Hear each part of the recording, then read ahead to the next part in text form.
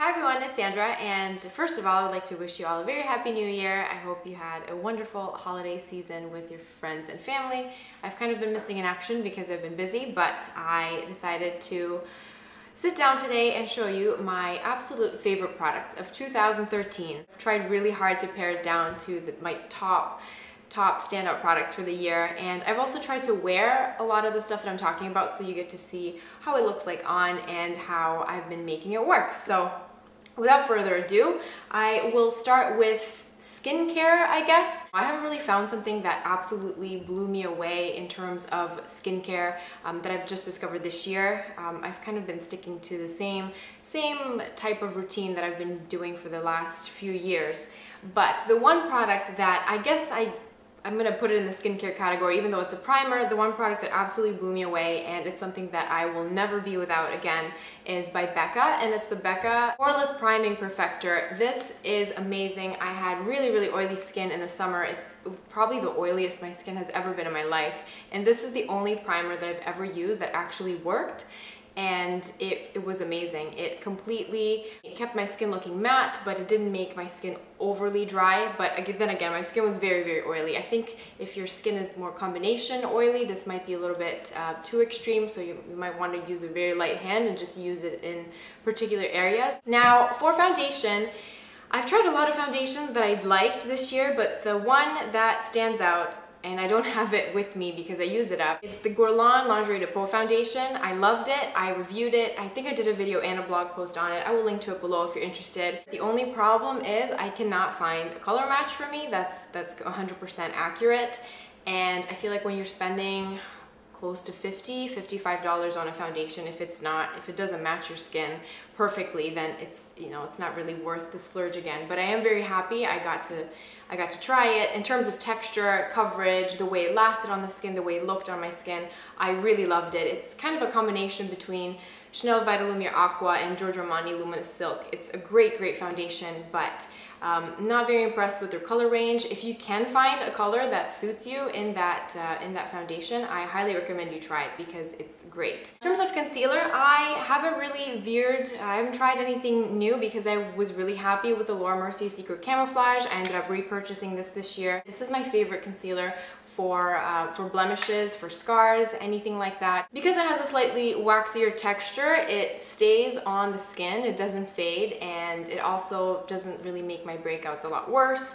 And I love the fact that it comes with 2 shades, so you can customize it depending on the area that you're trying to conceal. So this is awesome. Another year loving this product for me.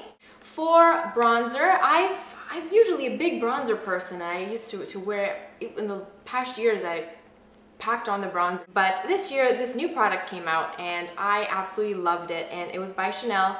It's the Chanel Le Beige powder, and I got it in a darker shade. I got it in the shade number 40, and I've used this as a bronzer all year. This came out in May. I believe it came out in May in Europe and Canada, but it didn't come out until August in the United States. But I really like this. I ended up getting it, I got it when I went to Europe earlier in the year, and I've been using it religiously since, and it's perfect. I have it on today, again, just on the outer perimeter of my face to warm up the complexion a little bit. I find, especially in the winter, when everything's pale and dreary, something like this tends to work better than a conventional bronzer just because it's more sheer, and it just adds a little bit of health to your face without looking too extreme and like you're trying really hard to look bronzed when obviously you're not. It's not natural. So I definitely enjoyed this, and it's one of my favorite releases for this year. In terms of powders for all over the face, Hourglass definitely had a big hit with the ambient powders this year, and I just have the palette here. The highlighters are beautiful, they're finely milled, they look really natural. I'm not really a big highlighter person, but with these I just find them so easy to use, and it's just, I've been using more highlighter because of the way they look. I think they're so nice. And this color here, which is called Dim Light, is a great setting powder. It adds a slight hint of luminosity to the face, but it doesn't make you look super shiny or anything. I really enjoy it. And for the days in which I just kind of want my foundation to look not altered or anything. I just wanted my pores to look refined, but I wanted to keep a more satin finish. I really love the NARS Light Reflecting Powder. This is the pressed version. It's probably the best translucent powder that I've ever tried. I would definitely repurchase. Moving on to blush, I have two blushes and I am wearing both of them today. And the first is by Dior. I don't remember when I got it, but this has become one of my favorite blushes of all time. It's the Rosy Glow.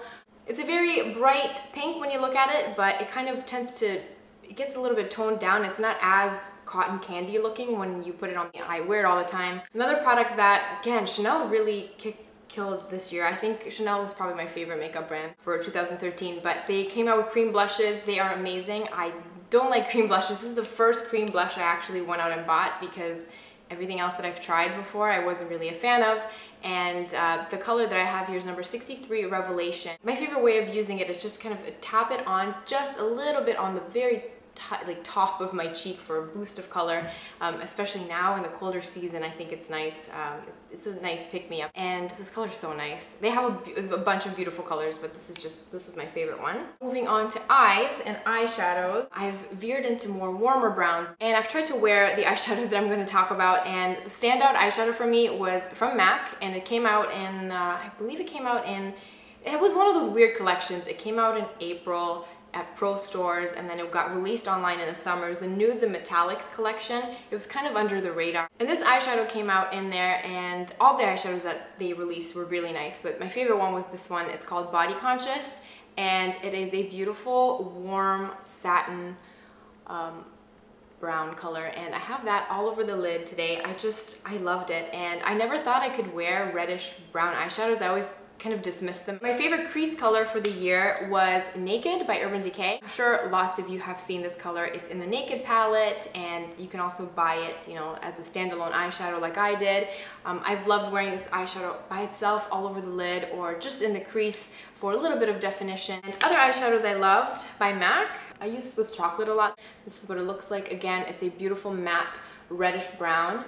Going with the red theme is Antiqued. I wore this all summer long. I loved it. I wore it either all over the lid or just kind of, I lined my eyes with it a little bit mixed with some brown eyeliner. When it comes to eyeliner, this is probably the eyeliner that I use the most, and it's a dark brown by Dior. It's just their waterproof pencil in color number 594.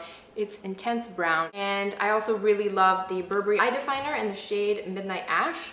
This is kind of like a shimmery charcoal color, which you can't really see on camera, but when you have it, when you're using it and you're kind of blending it out with the brush, it just has a really beautiful, subtle, smoky effect. And for mascara, this will be no surprise because I've talked about this so much, and my favorite mascara of the year, this is the Clinique High Impact Extreme Volume Mascara. I really love this. I have a blog post on it. You can see it in all its glory. Now, lip products. This was a year where I finally got more into lip liners, and the lip liner that I'm wearing today is actually this one by Chanel. It is color number 68 Rose Poudre. Beautiful rosy shade. It's awesome, and I've definitely been more into the rosy mid-tone lip colors this year. Lipstick that I'm wearing today is by Tom Ford. This is the color Pink Dusk. I'm wearing it today with the Chanel lip liner, and I love it. Tom Ford lip colors are absolutely beautiful, and this has been one of my favorite lip combinations. I have not bought any lip gloss. It's been all about matte lips and lip liner for me. Another lipstick that I love has been this one by NARS. This is called Biscayne Park. It's similar in intensity to the Tom Ford. It's a little bit on the warmer, peachy, orangey side. Another product by Chanel that I loved is this Rouge Double Intensité. This is a new color that they came out with in the fall, and it's color number, it doesn't have a number on it, but it's Sensual Rose. It is a rose, but it's slightly brighter. It as it dries down on the lips, it loses a little bit of the brightness, but it's one of those lip colors that you put on the lip coat first, and then it has a little gloss that you kind of seal everything in with. And this is extremely transfer resistant. It is the most transfer resistant lip color that I've ever tried, and it stays on all day. It doesn't dry out the lips, and I highly recommend you check these out because they are awesome products. And I also really like the way they smell. They have a nice kind of vanilla cake type of scent. Another lip product is Number 222 by Dior. This is called Casual Beige. This looks really good with Dior Earth. If you want a nude lip that is kind of like a beige, peachy nude lip, if you're doing a super smoky eye and you want a nude lip but that's sensual and kind of pouty at the same time, this is awesome. And these lipsticks have a beautiful shiny finish. They do not need, they don't need a gloss. So this with the Dior Earth lip liner or the Natural Mauve lip liner by Lancome makes a really, really good pouty nude lip. And for nail polish, if I had to pick one nail polish for this year, I'm not wearing any nail polish today, but the one that I've been enjoyed wearing the most has been Holiday by Chanel. And I know it came out in 2012, but I'm pretty sure you can get it still at counters, and this has just been my favorite nail polish of the year. And almost done. When it comes to hair, I found my favorite dry shampoo ever, and I also lost it because it got discontinued. So unfortunately it's not available anymore, but I did love it while I had it, and it's by Ojon. This is the Ojon Full Detox, the Rub Out Dry Cleansing Powder. They have since switched over to spray, and I do not like spray dry shampoos. I'm a big fan of powders, and this was the best powder dry shampoo that I've ever tried. And another hair product category actually that I've been introduced to this year have been the dry sprays, dry texturizing sprays. I've tried the Oribe one, I really enjoyed it. And I'm using the Bumble and Bumble one currently. I did a blog post reviewing it if you're interested in more details, but this has definitely been the year of the dry texture sprays for me, and I love them.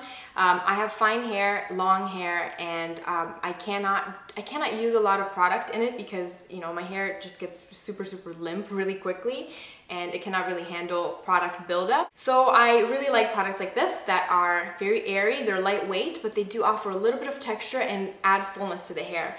This is what I have in my hair right now. All I do is I wash my hair, I style it as usual, I blow dry it, but after I use this through my hair, it just kind of makes it look full. I don't know how to describe it. I'm not very good at doing hair, so I tend to rely on products to do most of the work for me. Fragrance, I have two fragrances that I could not live without. One of them came out this year, the other one I've had for longer, but it's been my signature scent of the year, and it's Burberry Body, and I'm almost out of it. I really, really enjoy it. It is, don't really know how to describe it. It's sweet, it's sweet and fresh, but warm at the same time. I really, really enjoy this fragrance.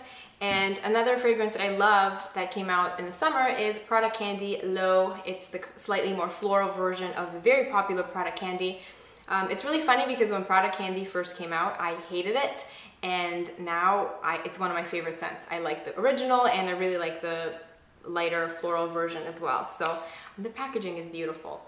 So that is about it. Those are all my favorite products for the year of 2013. I am very excited to see what this year has to bring. Please feel free to share your favorites of the year in the comments below. I cannot wait to see some of your comments. And if you did a video, make sure you put it as a video response because I'd love to check it out. I love favorites. Videos are my favorite videos to watch. And I'm not gonna do a December favorites video. Obviously, I'm gonna just combine it with January because I've just been doing the same thing. And so stay tuned for that.